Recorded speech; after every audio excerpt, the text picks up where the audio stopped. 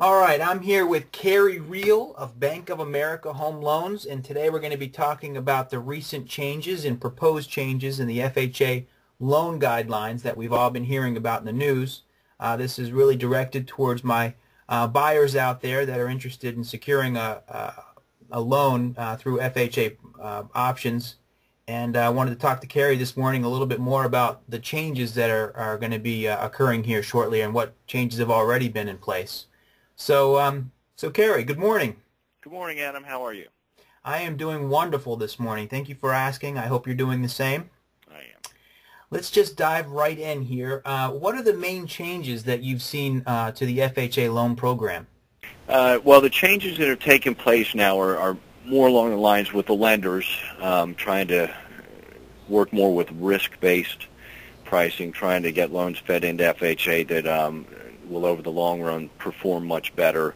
It has a lot to do with different types of credit in regards to alternative credit trade lines, things that used to be acceptable regarding any previous collections, judgments, things of that nature are looked on a lot more harshly now, and what may have been an approvable loan previously now may end up not being approved. I say this because this is a great opportunity for those people that are looking to purchase to take some time, look at their credit, and alleviate all of kind of bumps in the road in their previous credit history so that in the future they'll be able to purchase. In regards to upcoming changes, what we're really going to be looking at, and I don't mean to be vague on these dates, but the dates from FHA have not yet been conveyed, but the main changes will be focused around the down payment, the seller's concessions, and also the upfront mortgage insurance premium. In regards to the down payment, right now FHA allows for a minimum down payment of 3.5%, and that change that is forthcoming will still allow a minimum down payment of 3.5% if you have credit scores of 580 or greater. Unfortunately, for those people that fall into a bracket where their credit scores are below 580, and for some people that don't have credit scores, and this is still being discussed because there are parties now that don't have credit scores at all, but have alternative credit such as 24-month rental history, Comcast bill, which is cable, other utilities, auto insurance, cell phones. You can build a case for them, and they can still get approved now without credit scores. That's something that may change in the future. But once again, for people without credit scores greater than 580, for those that have credit scores less than 580, the down payment will go from 3.5% to 10%, which is a huge increase in down payment. Will put a lot of prospective buyers out of the market. Right.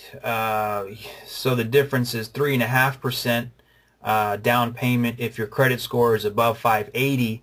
And did you say as much as 10%, or 10% would be the down payment if your scores are below 580? That's what we're looking at. On a 325 purchase, right now you're looking at a minimum down payment or minimum cash out of pocket of about $11,375 compared to if you fall below that 580 credit score bracket, you'll be required to have a minimum down payment of $32,500. That's a lot of additional cash. Gotcha. So let me just make sure I get this correct now. So the change here on the down payment that has occurred has significantly impacted those buyers with credit scores below 580. That is correct, and that's why it's imperative for all prospective borrowers to start now focusing on where their credit is. If they do fall below that 580 bracket, start working with somebody that can help to increase your credit scores. There are a lot of different ways to do that. It's something you can deal with a professional that can help you out.